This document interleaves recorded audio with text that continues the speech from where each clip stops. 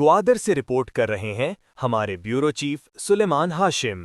ग्वादर से जमाते इस्लामी का काफिला लाहौर इज्तिमाए आम के लिए रवाना। बलूचिस्तान भर की तरह जमाते इस्लामी ज़िला ग्वादर का एक बड़ा काफिला मीनार पाकिस्तान लाहौर में होने वाले इज्तिमाए आम में शिरकत के लिए रवाना हो गया। मर्द व ख़वातीन की कसीर तादाद 3 कोच गाड़ियों और अपनी ज़ाती गाड़ियों के ज़रिए लाहौर का सफ़र कर रही है। काफिले की रवानगी से कबल मरीन ड्राइव साबिक अल जौहर स्कूल के करीब साहिल समंदर पर इज्तिमाई दुआ का एहतमाम किया गया, जिसकी क़यादत मौलाना मोहम्मद कासिम ने की। इस मौके पर जमाते इस्लामी ज़िला ग्वादर के अमीर सैयद अहमद बलोच, मौलाना लियाकत बलोच, ख्वाजा अब्दुल मजीद पशंबे समेत दीगर कायदीन, अरकान और कारकुनान बड़ी तादाद में मौजूद थे।